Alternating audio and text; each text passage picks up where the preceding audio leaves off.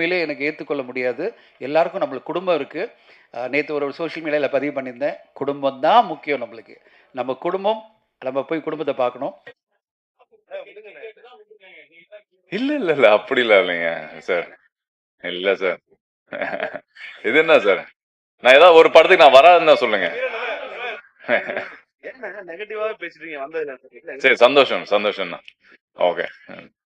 பரவாயில்ல okay okay. அடுத்ததா திரையில பாக்குறப்ப கம்பீரமும் காதலும் அப்படியே நமக்கு கலந்து கொடுத்து கொண்டாட வச்சிட்டு இருக்க கதாநாயகன் சந்தோஷ் பிரதாப் அவர்களை பேச அழைக்கிறேன். ஹாய், எல்லாருக்கும் வணக்கம். ஃபர்ஸ்ட் ஆஃப் ஆல் சாரி, ரொம்ப மன்னிக்கணும். ஏன்னா என்னோட ப்ராஜெக்ட்னால கொஞ்சம் டிலே ஆயிடுச்சு. அது மட்டும் இல்லாமல் சென்னை டிராஃபிக், இனிமேல் நான் வரணும்னா ஷூட்டிங் கேன்சல் பண்ணிட்டு தான் வரணும் போல இருக்குது.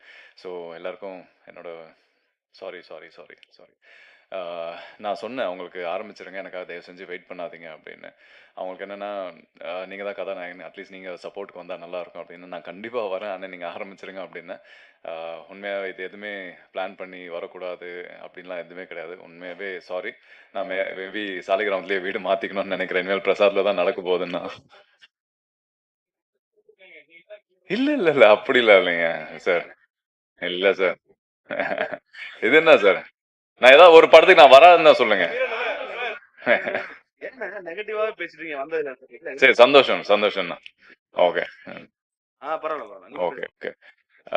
இது வரைக்கும் நான் எந்த படத்துக்கும் வராமல் இருந்தது சார். நான் நடிக்காத படத்துக்கும் நான் வந்திருக்கேன் சார். ஸோ அதனால எனக்கு தெரியல நீங்கள் எதுக்காக இந்த கோவம்னு தெரியல. மேபி லேட் ஆனதால நீங்கள் கோவமாக இருக்கீங்கன்னு நினைக்கிறேன். சரி, பரவாயில்ல சார். சாரி, நான் உங்களுக்கு பர்சனலாக இன்னொரு சாரியும் கேட்டுக்கிறேன்.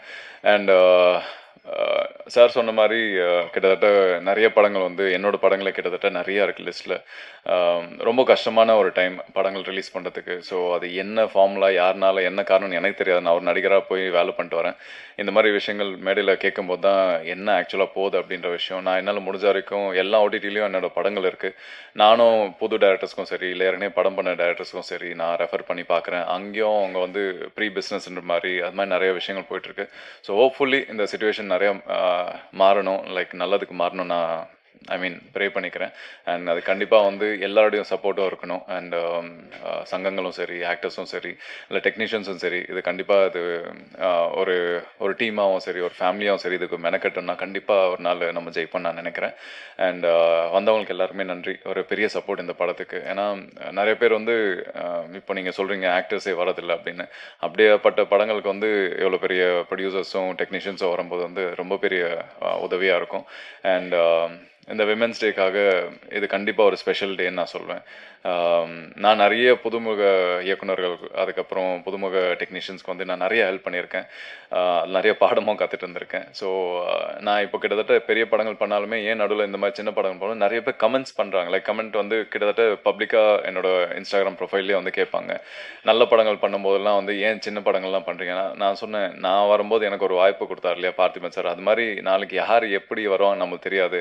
ஸோ அதை ஆரம்பிக்க ஒரு விதையாக வந்து நான் இருக்கலாமே அப்படின்ற ஒரு சந்தோஷம் தான் எனக்கு, வேறு எதுவுமே கிடையாது.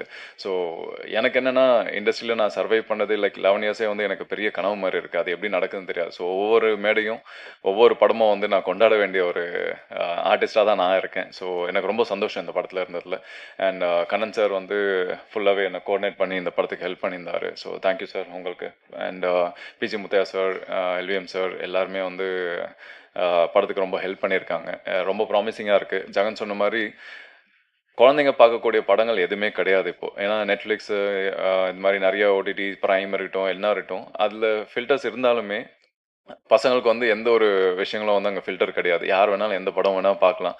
அவங்க பார்க்குற படங்களை வந்து அவங்களுக்கு என்ன விதமாக டிஸ்டர்ப் ஆகும்னு நம்மளுக்கு தெரியாது, அவங்களுக்கு தான் தெரியும்னு நினைக்கிறேன். இந்த மாதிரி படங்கள் கண்டிப்பாக வந்து ஒரு கூடிய சீக்கிரம் ஒரு சேஞ்சை கொண்டு வரும்னு நான் நினைக்கிறேன். ஸோ இதுக்கு கண்டிப்பாக ஒரு பெரிய வெல்கம் இருக்கும்னு நான் எதிர்பார்க்குறேன். நானும் ஜெகனும் பேசும்போது தான் சொல்லிட்டு இருந்தோம். கண்டிப்பாக இந்த படம் குழந்தைகள் நடுவிலையும் சரி, இல்லை பேரண்ட்ஸ் நடுவிலையும் கண்டிப்பாக ஒரு பெரிய வரவேற்பாக இருக்கும்னு நான் நினைக்கிறேன். ஒரு பெரிய மேஜிக்கல் ஃபேண்டசி மூவி வந்து ரொம்ப நாள் ஆச்சு. ஏன்னா சின்ன வயசில் எனக்கு தெரிஞ்சு எங்களை படத்துக்கு கூப்பிட்டு போனோன்னா இந்த மாதிரி படங்கள் தான் கூப்பிட்டு போவாங்க. இல்லைனா வந்து மேக்ஸிமம் இங்கிலீஷ் மூவிஸ் தான் இருந்தது. இல்லைனா வந்து தமிழ் படங்களில் 2-3 படங்கள் தான் இருந்தது எனக்கு தெரிஞ்சு.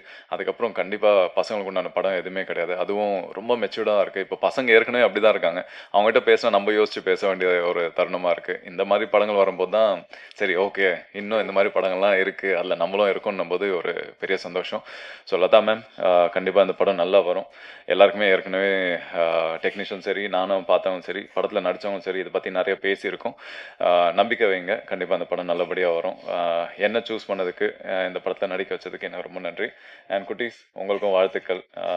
ரொம்ப மெனக்கெட்டு, பாவம் ஃபர்ஸ்ட் படம் ரொம்ப பயந்தாங்க, ரொம்ப டிமிடாக இருந்தாங்க. பட் அவங்கள அப்படியே ஃபேமிலி மாதிரி பேசி பேசி பழகி அங்கே செட்டில் விளையாடி அவங்கள நடிக்க வச்சு நல்ல ஒரு ஃபேமிலியாக மாறி இருக்கும். So hopefully this movie will be a good success among audience. And thank you once again and sorry delay ஆனதுக்கு. ரொம்ப நன்றி. தேங்க்யூ. எப்பட்றா இதெல்லாம்? நீ தான் அந்த சங்கத்தில் இப்போ தான் ஜெயிச்சிருக்கிறேன், வந்து அவங்களையே திட்டிகிட்டு இருக்கிறேன். கேள்விப்பட்ட தப்பாக நினைக்க மாட்டாங்க. பேசும்போது முதல்ல நம்ம என்ன பேச போகிறோம் அப்படின்றது தெளிவாக பண்ணிக்கணும். ஒரு அழகான படம். ஆதங்கத்தை நீங்கள் தான் ஆதங்கத்துக்காக தான் வருஷக்கணக்கில் நீங்கள் பதிவாக போட்டு அடுத்தவங்கள டார்ச்சர் பண்ணிகிட்டு இருந்தீங்களே. அது பத்தாதுன்னு ஏதோ எலெக்ஷன் முடிஞ்சது. இப்போ ஏன் வரலன்னு நீ நிர்வாகத்தில் இருக்கும்போது உன்னுடைய நிர்வாகிகள்கிட்ட உட்காந்து நீ அங்கே கேட்கணும். இவங்கக்கிட்ட கேட்டால் இவங்க என்ன பண்ணுவாங்க? சொல்லுங்கள், ஏங்க வரல அப்படின்னு உங்களை கேட்டால் நீங்கள் என்ன பண்ணுவீங்க? இது இது அதுக்குண்டான இடம் இல்லை ராஜா. நான் சொல்கிறேன், நீ வந்து ஃபஸ்ட் டைம் இந்த நிர்வாகத்துக்குள்ளே வந்திருக்க, அந்த ஒரு ஆதங்கத்தில் பேசிட்டேன். பட் இங்கே பேசக்கூடாது, நீ அங்கே கேட்கணும். நான் மட்டும் தனியாக போகிறேன், என் தலைவர், செயலாளர், பொருளாளர், துணைத் தலைவர்கள், இணைச் செயலாளர்களை வரக்கூடாது, நான் அங்கே கேட்கணும். இங்கே வந்து ஒரு அழகான ஃபங்க்ஷன் நடந்துகிட்ருக்கும்போது திசை மாற்றி எவ்வளவு சிரமத்துக்கு நடுவில் தன்னுடைய ஆசையை நிறைவேற்ற ஒரு லதா மேடம் வந்து ஒரு அழகான ஒரு படத்தை எடுத்திருக்காங்க. அதை பார்த்து நான் எனக்கே ரொம்ப ரொம்ப ஆச்சரியமாக இருந்தது. நீங்கள் அழகாக பண்ணியிருக்கீங்க, உங்களுடைய இயக்கம் நன்றாக இருந்தது. அதை எடுத்துக்கிட்ட அந்த கொரில்லா ஆகட்டும், அந்த சொன்ன அத்தனை மிருகங்களும் வந்து ஒரிஜினலாக அது ரொம்ப ரீக்ரியேட் பண்ணியிருக்கீங்க. அதுக்கு என்னுடைய மனமார்ந்த வாழ்த்துக்கள். அந்த ஹீரோயின் வரலன்றது திட்ட வேண்டியதில்லை, ரொம்ப நல்லா பண்ணியிருக்காங்க. அழகாக இருக்குது அந்த பிள்ளை, ரொம்ப சந்தோஷமாக இருந்தது. அந்த பொண்ணுடைய முகமும் அது இந்த காம்பினேஷன், இந்த கெமிஸ்ட்ரி நல்லா இருந்தது, ஹீரோவுக்கும் அந்த ஹீரோயினுக்கும். அது என்னம்மா அழகாக நடிச்சிருக்கு, என்ன டான்ஸ் பண்ணி, அதை அப்ரிஷியேட் பண்ணுங்கள். அது ஹீரோயின் வரல, ஜெயிச்சா ஜெயிச்சுட்டு போகட்டும், அவ்வளோதான். ஜெயிச்சா நம்ம படத்துக்கு ப்ளஸ், அவ்வளோதான். அதனால் நம்ம படத்துக்கு நடித்த பொண்ணையே நம்ம ஒரு மேடையில் ஏற அது ஏன் திட்டிகிட்டு இருப்பானே, அது வரும். இந்த படம் ஓடிச்சுன்னா வரும், இப்போ உங்கள் வீடு தேடி வரும். அதுதானே உண்மை. ஆக முதல்ல வாழ்த்தி பழகுங்க. ஸோ இவங்க இவ்வளோ சிரமத்துக்கு நடுவில் சொன்னாங்க, இந்த மாதிரி மகளிர் தினம் ஒவ்வொரு நாளும் மகளிர் தினம் தான். டெய்லி காலையில் இருந்துச்சுன்னே எங்கள் அம்மா தான் காப்பி கொடுக்குறாங்க, என் ஒய்ஃபு தான் டிஃபன் போடுறாங்க. அவங்கள விட்டு எங்கே நம்மளுக்கு ஏதாச்சும் ஒரு தினம் இருக்கா? ஒவ்வொரு நாளும் நம்ம தமிழர்களுக்கு மகளிர் தினம்தான். அவங்க இல்லைன்னா நம்ம இல்லை. ஸோ அந்த இவருக்கு பிறந்த மகளிர் 3 பேர் சேர்ந்து அம்மாவை என்கரேஜ் பண்ணி கொண்டாந்துருக்குது மிகப்பெரிய hats off to you. Really I really appreciate. தாயை ஒரு இயக்குனராகி அழகு பார்த்த மகள்களுக்கு தான் இன்றைக்கி வந்து மனம் நின்று நெஞ்சம் நிறைந்த பாராட்டு. அவருக்கும் சரி, அன்பு சகோதரர் உங்களுடைய மணவாளர், அவர் எங்கிருந்தாலும் வாழ்க. ஃப்ளைட்டில் இருக்காருன்னு நினைக்கிறேன். துபாயா? லேட் ஆகுமே. சரி, எங்கே? சிங்கப்பூர் தானே? சிங்கப்பூர்னா வந்துடலாம், சிங்கப்பூர்னா பிரச்சனையும் இருக்காது. ஆக அவர் வந்து கொடுத்து வைக்கல இந்த விழாவில் கலந்துக்கிறதுக்கு. பட் இருந்தாலும் அவருக்கு எனது மனமார்ந்த, ஏன்னா நம்ம உலகத்திலே பார்த்திங்கன்னா இந்த இந்த மகளிர்னு சொன்ன உடனே நம்ம நாட்டையும் தாய் நாடுன்னு சொல்கிறோம். அது குறிப்பாக பாரத தேசத்தில் பாரத் மாதா அப்படின்றோம். அப்புறம் கங்கை, யமுனா, பவானி, காவேரி இருக்கிற நதிகளுக்கு எல்லாமே வந்து பெண்கள் பேர் தான் வச்சுருக்கோம். அப்படி எடுத்துக்கிட்டோம்னா மொழி, தாய்மொழின்னு தான் சொன்னேன். நம்ம எவனாச்சும் தந்தை மொழின்னு சொல்லியிருக்கோமா? ஏன் யோசனை பண்ணுங்கள். இதோ தாய், பெண் குலத்திற்கு, பெண்மைக்கு மிக உயர்ந்த மரியாதையை கொடுக்கக்கூடிய நாடு நமது இந்திய நாடு. ஆக அந்த மாதிரி நாளைக்கு வரப்போகிற மகளிர் தினம், நாளைக்கு ரிலீஸா? சரி.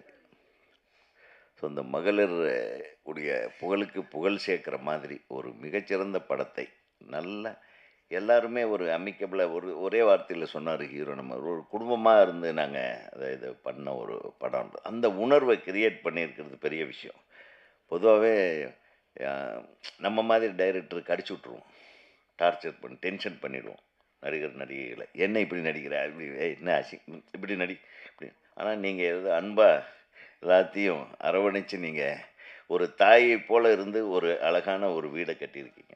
அந்த வீடு மிகச் சிறப்பான வீடாக இந்த மரகத மலை ஒரு புதுமையான ஒரு முயற்சி. அதை விட முக்கியமாக இந்த மாதிரி படங்கள் நம்ம பார்த்ததே இல்லை, இந்த மாதிரி படங்களை நம்ம சந்திச்சிருக்க மாட்டோம். ஆனால் அவங்க ஃபேண்டஸியாக உருவாக்கின ஒரு கதையை சின்சியராக ஹார்ட் ஒர்க் பண்ணி அந்த படத்தை நம்மளுக்கு கொண்டு வராங்க. இந்த டைமில் உதயகுமார் சார் ரொம்ப ராஜாவை போவும் கடிச்சிட்டாரு. என்னென்னா ராஜா வந்து ஒரு என்ன சொல்கிறது, பர்சிஸ்டண்ட்டான ஒரு கம்யூனிகேட்டர். எங்கள் ப்ரொடியூசர்ஸ் குரூப்பில் வந்து பெர்சிஸ்டண்ட்டாக போட்டுகிட்டே இருப்பார், இது மாதிரி நடக்கணும், அந்த மாதிரி நடக்கணும், அந்த மாதிரி நடக்கணும்னு.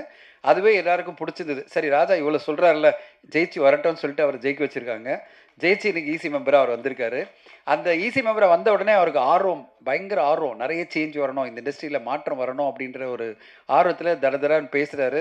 இண்டஸ்ட்ரி கொஞ்சம் கொஞ்சமாக அவரை சமாதானமாக்கும், கொஞ்சம் கொஞ்சமாக நிலவரம் புரிய வரும். இந்த நிலவரம் என்ன மாதிரி, இந்த சினிமா எப்படி இருக்கும், இந்த சினிமாவில் வந்து அவ்வளோ ஈஸியாக சேஞ்சஸ் எல்லாம் கொண்டு வர முடியாது, எல்லோருமே டைம் எடுத்து தான் பண்ணுவாங்க. என்ன காரணம்னா சினிமா என்பது ஒரு கட்டுக்குள் கொண்டு வரக்கூடிய ஒரு விஷயம் இல்லை ராஜா.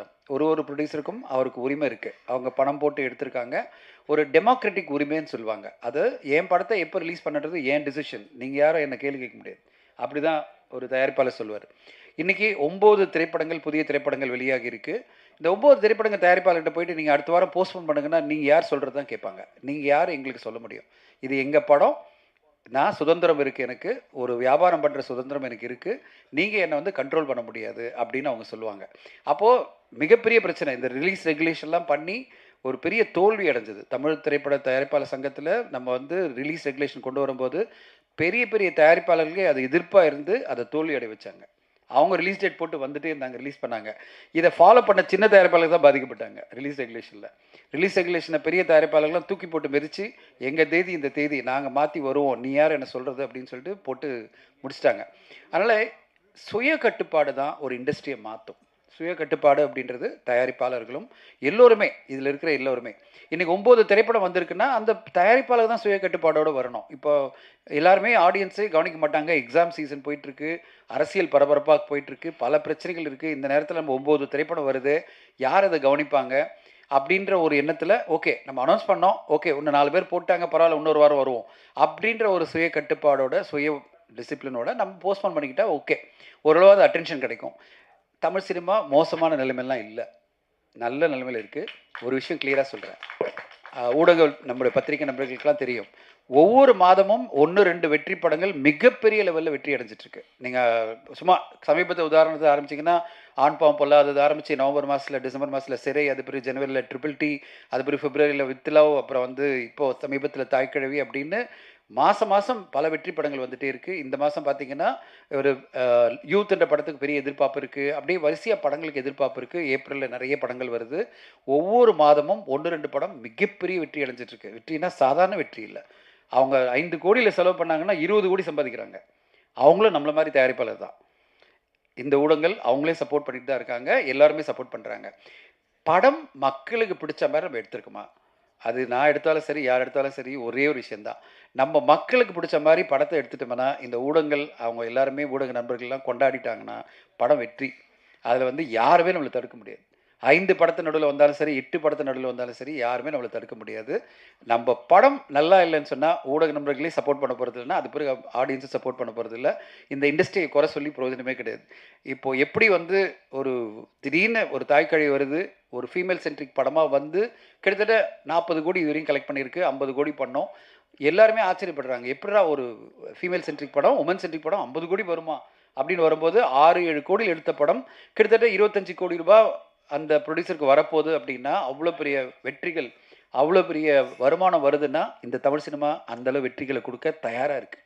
நல்ல படங்களை கொடுத்தா போகிறோம், நாங்கள் மிகப்பெரிய வெற்றிகளை கொடுக்க தயாராக இருக்கிறோன்னு ஆடியன்ஸை சொல்கிறாங்க, ஊடகங்களும் சொல்கிறாங்க. அதனால் நம்ம பொறுத்தவரையும் எல்லாருக்குமே இருக்கிற பொறுப்பு ராஜா ஒன்றே ஒன்று தான், நல்ல படம் நம்ம கொடுக்குறோமா, நல்ல படம்னா ஆடியன்ஸ்க்கும் ஊடக நண்பர்களுக்கும் பிடிச்சிருந்ததுன்னா அவங்கெல்லாம் கொண்டாடிடுவாங்க, படம் வெற்றி அடைஞ்சிரும். அதுக்கு தான் போராடணும். நம்ம எல்லாருமே போராட வேண்டியது, நம்ம எல்லாருமே சிறப்பான ஒரு படத்தை கொண்டு வந்து கொடுத்தோம்னா ஆடியன்ஸ் கண்டிப்பாக சக்ஸஸ் கொடுத்துருவாங்க. மீதி எல்லாமே ஃபால் இன் பிளேஸ், இது எல்லாம் சரியாக பண்ணிடலாம். நம்ம அதுக்கு வந்து ப்ரொடியூசர்ஸ்க்கு கிளாஸ் எடுக்க முடியாது, இயக்குநர்களுக்கு கிளாஸ் எடுக்க முடியாது. அது அவங்கவுங்களுடைய தனிப்பட்ட டிசிஷன், அவங்களுடைய காசு, அந்த இயக்குனருடைய முயற்சி, அவங்க ட்ரை பண்ணுறாங்க, படம் நல்லா வருதுன்றது அது அமையிறது, எல்லாமே சேர்ந்து வரணும். அதனால் நம்ம வந்து இண்டஸ்ட்ரியில் மாற்றம் அப்படின்றது மீதி விஷயத்தெல்லாம் இருக்குது, அதெல்லாம் நம்ம உட்காந்து பண்ணலாம். நிறைய விஷயங்கள் எப்படி காஸ்ட்டை குறைக்கிறது, ஒரு தயாரிப்பாளருடைய செலவுகளை எப்படி குறைக்கிறது, அதுதான் நம்ம பண்ணோம். இண்டஸ்ட்ரியாக நம்ம பண்ண வேண்டிய விஷயம் வந்து நிறைய காஸ்ட் எலிமெண்ட்ஸ் இருக்குது, அதை குறைச்சிட்டு ரெவென்யூன்றது படத்தை பொறுத்து இருக்குது. அந்த படம் சிறப்பாக வர்றது அவங்க கையில் இருக்குது. ஆனால் காஸ்ட் எலிமெண்ட்ஸை நம்ம இண்டஸ்ட்ரியாக அசோசியேஷனாக எல்லாரும் சேர்ந்து எப்படி இந்த காஸ்ட் எலிமெண்ட்டை குறைக்க போகிறோம், அதுதான் உண்மையான ஒரு மாற்றமாக இருக்கும் தமிழ் சினிமாவுக்கு. அந்த மாதிரி ஒரு மாற்றம் இந்த புது தலைமையில் ராஜா மாதிரி சுறுசுறுப்பான துருன்னு இருக்கிற ஈசி மெம்பர்ஸ் எல்லாம் சேர்ந்து இந்த மாற்றங்கள்லாம் கொண்டு வந்து படம் எடுக்கிறது ரொம்ப காஸ்ட் கம்மியாக பண்ணி, எல்லா விஷயத்துலையும் காஸ்ட் கம்மியாகி நல்ல படங்கள் வரணும், அந்த படங்களாக வெற்றி அடையணும். இந்த மரகதமலை அவங்க சின்சியராக ட்ரை பண்ணியிருக்கிற லதா மேம்னுடைய என்டையர் குடும்பத்துக்கு ஒரு நல்ல வெற்றிகரமான படமாக அமையணும்னு வாழ்த்தி சொல்கிறேன். கண்ணனுக்கு வாழ்த்துக்கள், சந்தோஷ் பிரதாப், ஜெகன் எல்லோருக்கும் என்னுடைய வாழ்த்துக்கள். நன்றி ஊடக நண்பர்கள். வந்து இந்த நேரம் 6 to 9 o'clock என்ற டைம் ஸ்லாட்டே நான் மாற்றணும்னு நினைக்கிறேன். பிஆர்ஓ அவனியில் சொல்ல போகிறேன் எப்பா 6 o'clock நிறுத்திங்க. நம்ம எல்லாருமே 9 to 6 தான் ஒர்க் பண்ணுறோம். ஊடக நண்பர்கள் மட்டும் ஏன் 9-10 மணி நேரம் ஒர்க் பண்ணணும்? ஸோ என்னுடைய கோரிக்கை இந்த நேரத்தில் தயாரிப்பாளர்களுக்கு ஒரு முன்னாடி பிஆர் வைக்கிறேன், please stop at 6 o'clock every event. 6 o'clock நிறுத்துங்க. இந்த மாதிரி உட்கார வச்சு எல்லாரையும் பாவம் அவங்கள கஷ்டப்படுத்தி அவங்க வீட்டுக்கு போகிறத டிலே பண்ணாதீங்கன்னு பிஆர் யூனியனை கேட்டுக்கிறேன். அடுத்த கட்டமாக பிஆர் யூனியன் மீட்டிங் போது நான் கண்டிப்பாக இது வந்து ஒரு டிமாண்டாக வைக்க போகிறேன். ஊடகம் நம்மளுக்கு டார்ச்சர் பண்ணுவானா 3 slots 9 o'clock, 12 o'clock, 3 o'clock, அவ்வளோதான் முடிஞ்சிச்சு. சந்தோஷ் கண்டிப்பாக சொல்கிறேன், 6 o'clock முடிச்சுட்டு போயிடணும். எதுப்பா? இல்லை அதை கண்டிப்பாக நீங்கள் நான் ஒன்று சொல்லியிருந்தேன், நான் கரெக்டாக வந்தோடனே சொன்னேன் ஈவெண்ட் ஆரம்பிச்சிடணும் அப்படின்னு சொன்னேன். நான் அப்புறம் வெயிட் பண்ண வந்துடுறாங்க சொல்லுவேன். நான் சொன்னேன் இல்லைங்க, கரெக்டாக 9 மணிக்கு அவங்களை அனுப்பிச்சிடணும் அப்படின்னு சொன்னேன். ஏன்னா 6 to 9 இப்போ 9:15 ஆகிடுச்சு. அதுவே எனக்கு உண்மையிலே எனக்கு ஏற்றுக்கொள்ள முடியாது. எல்லாருக்கும் நம்மளுக்கு குடும்பம் இருக்குது. நேற்று ஒரு சோஷியல் மீடியாவில் பதிவு பண்ணியிருந்தேன், குடும்பம் தான் முக்கியம் நம்மளுக்கு. நம்ம குடும்பம், நம்ம போய் குடும்பத்தை பார்க்கணும். அதனால் எல்லோரும் கிளம்புவோம் குடும்பத்துக்கு. அண்டு மிக்க நன்றி. எல்லோருமே நம்ம நாளைக்கு பெண்கள் தினம், அது சிறப்பாக எல்லோரும் நம்ம வீட்டுக்கு போய் நம்ம பெண்களை கொண்டாடுவோம். மரகதமலை பெண்களால் சேர்ந்து எடுத்த படம் மிகப்பெரிய வெற்றி அடையணும். நன்றி, வணக்கம், தேங்க்யூ. இந்த படம் வந்து கதை வந்து பழைய காலத்து கதை மாதிரி எடுக்கலாம். ராஜா ராணி கதைங்க, மந்திரவாதிங்க, இந்த அனிமல்ஸ், இது மாதிரிலாம் எனக்கு ரொம்ப பிடிக்கும். அதனால் அந்த மாதிரி கதைங்கள்லாம் எடுக்கணும் ரொம்ப ஆசையாக இருந்தது. அதனால் இந்த கதை வந்து எடுக்கிறப்போ நல்லா ஹார்ட் ஒர்க் பண்ணி எடுத்தோம். தடா ஃபாரஸ்ட்டில் எடுத்தோம். அதில் வந்து எல்லாருமே நல்லா நடிச்சிருந்தாங்க. ஹீரோ வந்து நல்லா பண்ணிட்டு இருந்தார். அவர் எனக்கு ரொம்ப பிடிச்சிருந்தது. ஆக்டிங்லும் அந்த டான்ஸ் இதில் யாருமே அவருக்கு ப்ராக்டிஸே கொடுக்கல. அவரே வந்து டான்ஸ் நல்லா நடித்து கொடுத்தார். ஃபைட்லேயும் வந்து அவருக்கு எந்த இதுவே சொல்லியே தரல. ஃபைட் இப்படி பண்ணணும்னு சொன்னோன்னே உடனே நல்லா பண்ணார். ஆக்டிங் எல்லாமே எனக்கு ரொம்ப பிடிச்சிருந்தது. ஹீரோயிங்க அந்த பொண்ணும் நல்லா பண்ணியிருந்தாங்க. அவங்க அழகோ அந்த அந்த ஜமீன் ஒய்ஃபுன்றதுக்கு நல்லா இருந்தது.